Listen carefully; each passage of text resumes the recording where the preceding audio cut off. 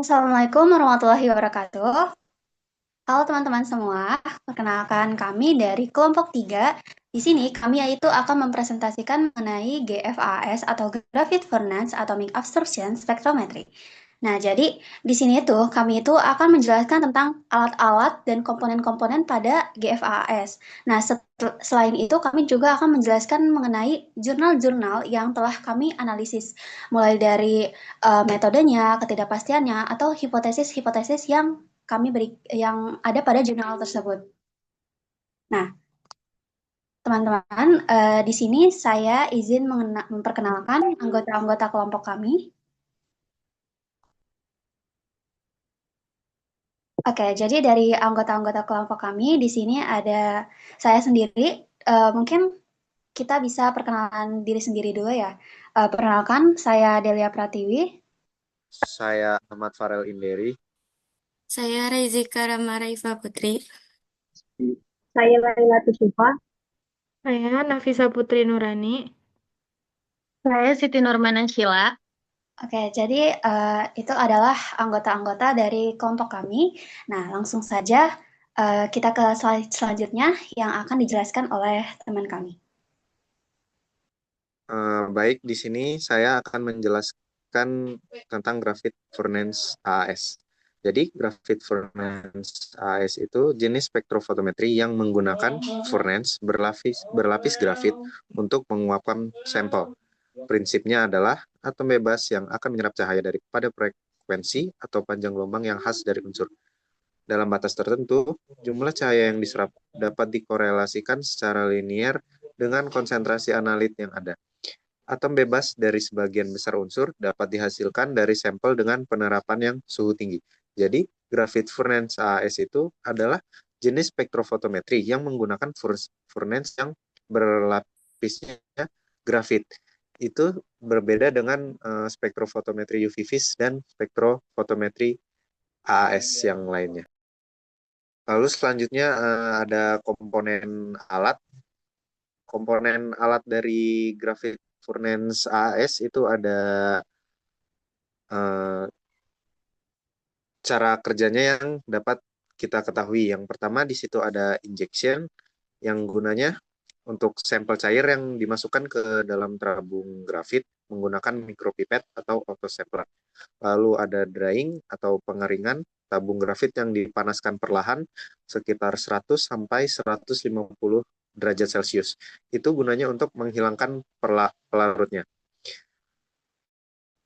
Lalu ada pengabuan yang dipanaskan lebih tinggi sekitar 300 sampai 1200 derajat Celcius, tergantung matriks pada sampel tersebut, untuk menghilangkan matriks organik yang tidak diinginkan tanpa menguapkan unsur logam target. Lalu selanjutnya ada atomisasi. Atomisasi itu menggunakan pemanasan ekstrim sekitar 2000 sampai 3000 derajat Celcius untuk mengubah logam menjadi atom bebas di dalam fase gas. Lalu ada lampu holo katoda yang menyinari uap atom ini. Atom logam tersebut akan menyerap cahaya spesifik. Lalu intensitas dengan serapannya diukur. Dan terakhir berkaitan dengan konsentrasinya tersebut akan menghasilkan didapatkan. Lalu dengan ada pembersihan, cleaning, yaitu dipanaskan kembali untuk membersihkan sisa-sisa dari analis sebelumnya agar kontaminasi sampel berikutnya tidak dapat terjadi. Seperti skema singkatnya, sampel itu dimasukkan ke dalam tabung grafit, lalu pemanasan bertahap, lalu drying, lalu masuk ke pengabuan atau pemijaran, lalu baru diatomisasi. Selanjutnya, atom logam bebas terbentuk. Lalu, sinar dari lampu katoda itu diserap oleh atom logam dan detektor mengukur cahaya yang diserap. Kalau tadi udah ada gambaran dari komponen alat GFAS, di sini ada penjabaran dari komponen alat Graphite Furnace AS. Yang pertama itu ada graphite tube. Graphite tube itu tabung silindris yang terbuat dari grafit, menjadi tempat utama sampel cair dialirkan dan diproses. Terus, tabung ini dilapisi dengan bahan khusus, yaitu pyrolytic carbon, agar sampel tidak terserap pada permukaan tabung sehingga efisiensi atomisasi meningkat. Yang kedua itu ada platform. Platform ini merupakan tempat khusus di dalam tabung grafit untuk menempatkan sampel. Terus platform ini membantu distribusi panas yang lebih merata dan mengurangi efek matriks pada proses atomisasi. Yang ketiga ada Windows. Windows ini terdapat pada kedua sisi tabung grafit yang berfungsi sebagai jalur masuk dan keluar cahaya dari sumber lampu katoda menuju detektor. Terus cahaya yang melewati atom-atom sampel digunakan untuk mengukur konsentrasi unsur berdasarkan absorbansi yang dihasilkan. Yang keempat itu ada gas flow. Gas flow ini ada internal dan eksternal. Yang pertama internal gas flow. Ini fungsinya mengalirkan gas. Biasanya gasnya ini argon yang ada di dalam tabung grafit untuk melindungi grafit dari oksidasi pada suhu tinggi. Yang kedua ada external gas flow yang berfungsi untuk mengalirkan gas di sekitar tabung untuk mendinginkan dan menjaga lingkungan sekitar tabung agar tetap stabil. Yang kelima ada sumber cahaya, yaitu lampu katoda. Jadi ini fungsinya menghasilkan cahaya dengan panjang gelombang spesifik yang sesuai pada unsur yang akan dianalisis. Yang keenam ada atomizer atau si grafit furnace-nya itu. Ini sebagai tempat sampel diletakkan dan dipanaskan hingga atom-atom unsur terbentuk melalui proses pengeringan, pengabuan, dan atomisasi. Bedanya si atomizer ini sama flame AS itu dia suhunya lebih tinggi ya teman-teman. Terus yang ketujuh ada monokromator. Monokromator ini fungsinya untuk memisahkan cahaya yang tadinya polikromatis menjadi monokromatis.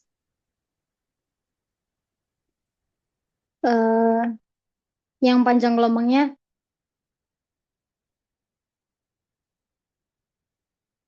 udah spesifik ya biasanya ya. Monokromator ini tuh fungsinya dia monokromatiskan cahaya. Kan biasanya kalau yang pakai panas-panas kayak gini kan dia ada sinar sesatan ya. Jadi dia butuh monokromator juga di alat ini. Terus yang kedelapan ada detektor. Fungsinya untuk mendeteksi intensitas cahaya yang melewati sampel setelah proses atomisasi, sehingga dapat digunakan untuk menentukan konsentrasi dari unsur yang dianalisis. Yang kesembilan ada sistem pembacaan, yaitu mengubah sinyal dari detektor menjadi data kuantitatif yang bisa dibaca dan dianalisis. Yang kesepuluh ada sistem pengendali temperatur, fungsinya untuk mengatur suhu grafit furnace pada setiap tahap, yaitu pada tahap pengeringan, pengabuan, atomisasi, dan pembersihan. Yang ke-11 ada O-ring, yang berfungsi sebagai segel agar gas tidak bocor dan menjaga stabilitas suhu di dalam sistem.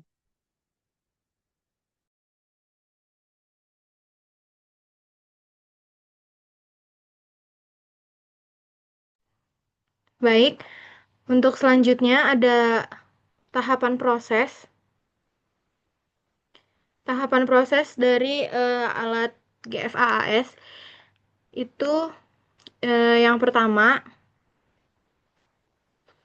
jadi GFAAS ini sampel yang akan dianalisis itu mengalami beberapa tahapan thermal yang sangat penting untuk memastikan bahwa analit atau unsur yang ingin diukur seperti timbal atau Pb dapat berubah menjadi atom bebas dan dapat dideteksi secara akurat.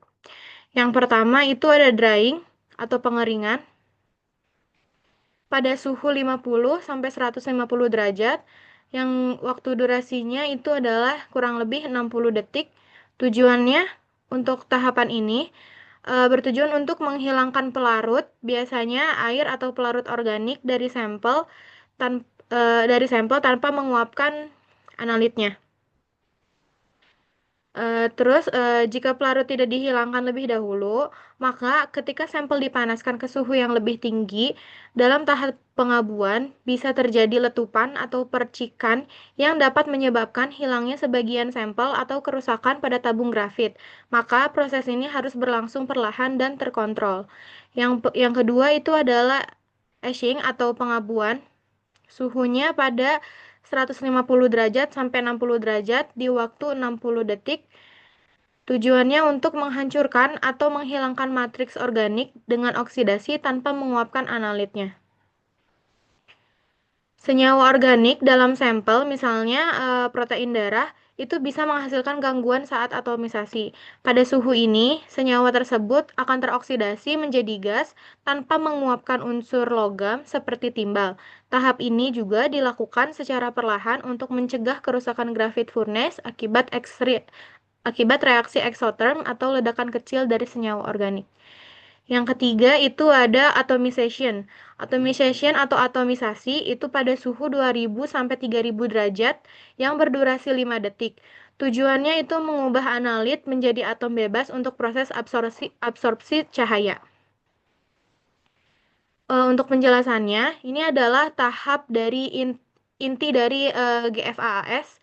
Atom bebas yang terbentuk akan menyerap radiasi dari lampu katoda berlubang yang memancarkan panjang gelombang spesifik sesuai unsur target atau sesuai unsur target. Intensitas cahaya yang diserap sebanding dengan konsentrasi unsur tersebut dalam sampel. Proses ini hanya berlangsung beberapa detik sehingga kecepatan dan kestabilan suhu sangat penting untuk hasil yang presisi. Selanjutnya itu ada keuntungan GFAS dan kerugiannya. Yang pertama itu ada keuntungan GFAS. Yang pertama ada sensitivitas tinggi. Jadi GFAS itu memiliki sensitivitas yang tinggi untuk mendeteksi unsur logam berat hingga level sangat rendah dari PBB atau bahkan PPT. Hal ini sangat penting untuk mendeteksi logam toksik dalam cairan biologis seperti darah. Yang kedua itu adalah volume sampelnya kecil. Hanya memerlukan sekitar 5-50 ml per analisisnya. Cocok untuk aplikasi medis di mana pengambilan darah perlu diminimalisasi seperti pada anak-anak atau pasien rentan. Yang ketiga itu tidak memerlukan prekonsentrasi. Karena deteksinya sangat sensitif, GFAS tidak perlu langkah awal untuk memekatkan analit. Jadi ini bisa menghemat waktu dan mengurangi resiko kontaminasi. Yang keempat itu ada selektivitas tinggi. Jadi setiap unsur memiliki panjang gelombang serapan yang khas dengan lampu katoda berlubang atau HCl. Kita bisa mengatur GFAS untuk mendeteksi suatu unsur saja dengan gangguan minimum. Yang kelima itu ada minim interferensi spektral.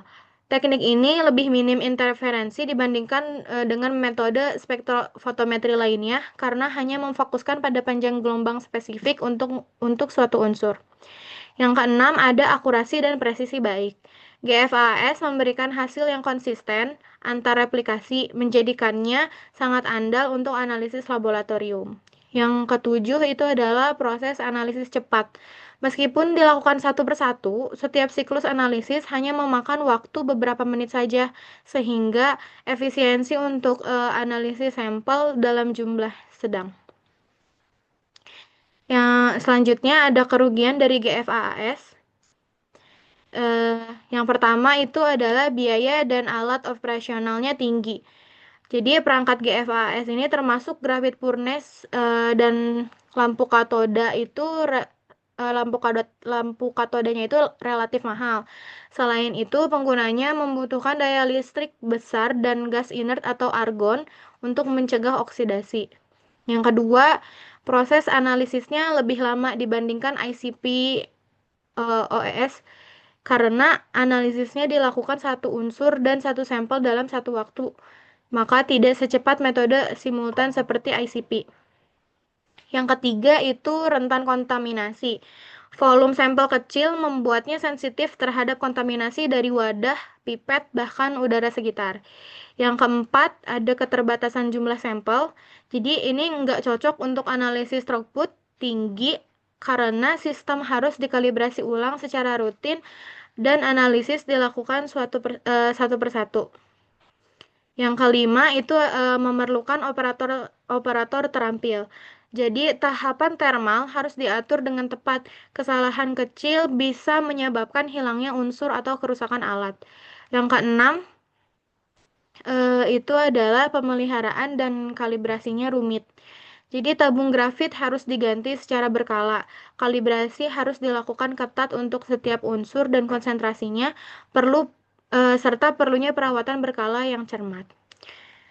Terus selanjutnya ini studi kasus jurnal aplikasi GFAS pada darah. Jadi jurnal ilmu biomedis lanjutan spektrofotometri serapan atom tungku grafit untuk biomonitoring kadar timbal dalam darah pada bahan kontrol kualitas darah. Jadi timbal atau PB adalah racun utama yang mengancam kesehatan manusia. Tidak ada tingkat paparan timbal yang aman karena jumlah kecil pun dapat berdampak negatif pada kesehatan individu. Meskipun terjadi pengurangan paparan dalam beberapa tahun terakhir, keberadaan timbal di lingkungan tetap menjadi kekhawatiran. Studi ini bertujuan untuk mengevaluasi konsentrasi timbal dalam darah menggunakan metode Graphite Furnace Atomic Absorption Spectrophotometry. Nah, jadi teman-teman, GFAS ini bisa loh kita gunain, bisa loh digunakan untuk menentukan kadar timbal dalam darah. Nah, itu kita bisa mendapat acuan dari jurnal yang telah kita temukan salah satunya. Mungkin dari jurnal tersebut juga dijelaskan mengenai bagaimana sih metode untuk menganalisisnya itu. Mungkin bisa dilanjutkan di slide berikutnya.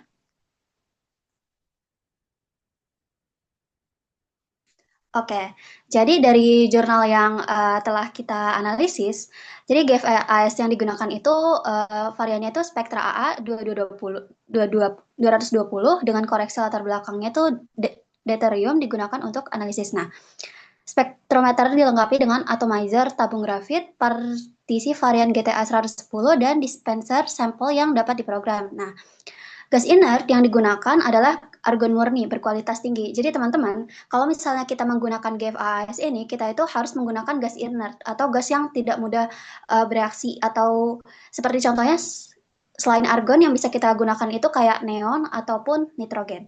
Nah, metode pengukuran yang digunakan adalah tinggi puncak. Nah, instrumen ini juga dikalibrasi seperti yang sudah dijelaskan oleh teman saya sebelumnya, butuh pengkalibrasian. Nah, pengkalibrasian yang digunakan dari jurnal tersebut itu menggunakan standar kerja PB dalam air, yaitu 10, 20, 30, 40, dan 60 mg per liter, yang dibuat dari larutan standar stok PB 1 gram per liter. Nah, volume larutan yang diinjeksi dijaga tetap sebesar 10 ml dan dilakukan 2 kali pembacaan ulang untuk larutan standarnya. Nah, pada analisis bahan kontrol kualitas darah itu digunakan pakai kontrol level 1 dan level 2. Nah, pada analisisnya itu dia itu diencerkan secara manual itu 1:10 dengan larutan modifikator amonium dispersi ke dalam tabung grafitnya. Selanjutnya, sampel itu dipanaskan hingga suhunya di atas 1700 derajat untuk mengatomisasi timbal dengan penyerapan cahaya yang dipancarkan oleh dari lampu hollow katoda PB pada panjang gelombang yang digunakan itu 283,3 nanometer. Bahan kimia dan larutan lain yang diperlukan dalam analisis memiliki tingkat kemurnian yang sesuai untuk menganalisis logam jejak, dan bahan yang digunakan itu kalau dari jurnal yang kita dapatkan ini dibeli dari merek STO. Nah, ternyata dari jurnal tersebut itu juga penelitiannya itu mengaitkan atau mengaitkan dengan untuk analisis, jaminan analisis. Salah satunya yaitu kontrol presisi. Nah, hasil studi presisi untuk bahan kontrol kualitas timbal darah pada dari penelitian jurnal tersebut itu mendapat persen koefisien variasi yang diperoleh untuk seronom 1 atau bahan kontrol kualitas satunya itu dan seronom 2 masing-masing itu 7,3% dan 5,4%. Nah, jadi persen koefisien variasi ini tuh menunjukkan bahwa kontrol presisinya itu baik selama kalau misalnya didapat dari beberapa sumber, kontrol presisi yang baik itu ketika koefisien variasinya itu kurang dari 10%. Sehingga bisa dipastikan bahwa metode yang digunakan ini memiliki presisi yang baik. Nah, berdasarkan data yang diperoleh, konsentrasi terendah yang dapat dideteksi adalah 3,0 mg per desiliter dengan koefisien variasi sebesar 4,6% dan batas deteksi mode terendahnya adalah 0,74 mg per desiliter. Nah, kalau misalnya dari jurnal yang kita dapat, tentunya ada dong hipotesis yang bisa ditemukan. Contohnya, kayak apakah hipotesis pertama yang kita bisa tentukan, apakah kadar timbal dalam darah itu tidak melebihi ambang batas referensi kesehatan, misalnya di atas tidak lebih dari 5 mg per desiliter untuk dewasa atau 3,5 mg per desiliter itu untuk anak-anak. Nah, atau hipotesis lain terdapat peningkatan kadar timbal dalam darah yang signifikan dan mendekati atau melebihi ambang batas referensi kesehatan. Jadi hipotesis-hipotesis ini berdasarkan analisis dari jurnal yang telah kita temukan tadi. Mungkin bisa dilanjut.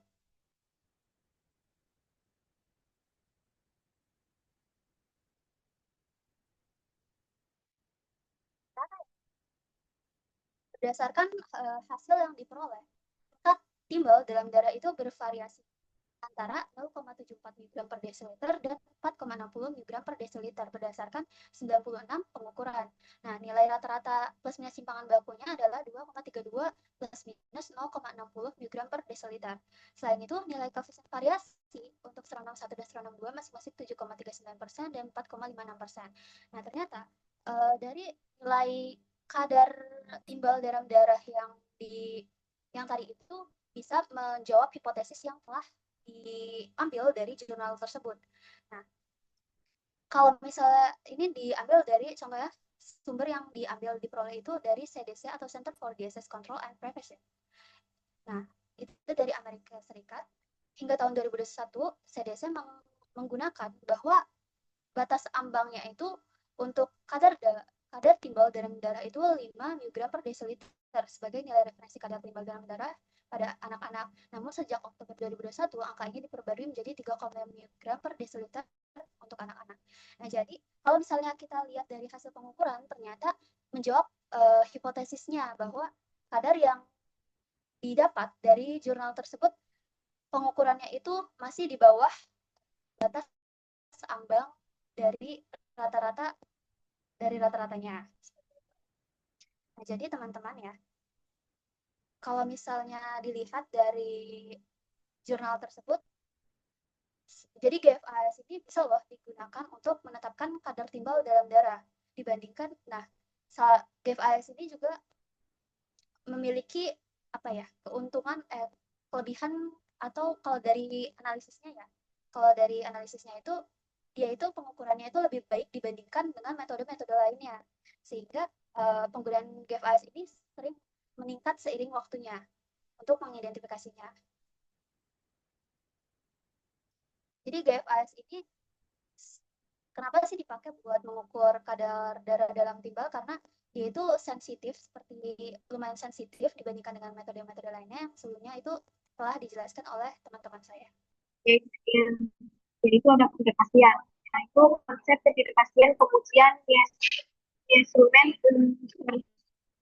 saat ini sudah berkembang pesat. Contohnya pada keserupaan laboratorium terdiri untuk menyertakan ketidakpastian saat pelaporan hasil metode analisis. Jika terdapat permintaan dari konsumen, pengertian dari penggunaan ketidakpastian pengujian dapat berbeda-beda, bergantung pada bidangnya kerjanya. Dalam beberapa kasus, ketidakpastian pengujian hanya melingkupi validasi ujian. Namun dalam beberapa kasus lain ada pula yang melingkupi keseluruhan sumber ketidakpastian pengujian. Banyak faktor yang dapat membuat metode pengujian jadi tidak handal. Di antaranya pengaruh kontaminasi sampel, hilangnya sebagai analit pemikiran dan lain-lain. Di sini itu disebut ketidakpastian. Di sini itu masuk utama ketidakpastian, yaitu yang pertama ketidakpastian dari alat instrumental. Kadang alatnya sendiri yang bikin hasilnya nggak konsisten. Misalnya, lampu sumbernya intensitasnya naik turun, suhu ground heat furnace, tempat pemanasan nggak stabil, dan detektor alat bisa kasih respon yang berbeda-beda. Intinya, alat bisa error walau kita udah hati-hati. Dan yang kedua, ketidakpastian saat nyiapin sampel. Yaitu waktu sampel, kita bisa salah timbang atau salah mencari larutan. Bisa juga sampelnya malah kecampur sama zat lain. Jadi kesalahan manusia saat nyiapin bahan bisa bikin hasil pengukuran jadi nggak akurat. Dan yang ketiga, gangguan dari zat lain. Itu interferensi. Kadang di dalam sampel ada zat lain yang mengganggu proses pengukuran kita. Misalnya, bikin atomasi jadi nggak sempurna atau cahaya yang diserap jadi berubah. Jadi hasilnya bisa ngaco karena bisa mengganggu ini. Dan yang keempat, ketidakpastian dari kalibrasi. Yaitu kalibrasi itu proses nyamain alat kita biar ngasih hasil yang benar. Tapi kalau kurva kalibrasi yang nggak lurus, nggak linear contohnya, atau larutan standarnya salah, ya hasil akhir pengukuran kita juga bisa meleset. Dan yang kelima, perbedaan hasil ulang, yaitu reproducibility. Walaupun kita ukur sampel yang sama berkali-kali, tapi hasilnya belum tentu selalu sama. Bisa beda sedikit karena banyak faktor kecil yang berubah. Misalnya suhu ruang, alatnya atau tangan kita yang ukur.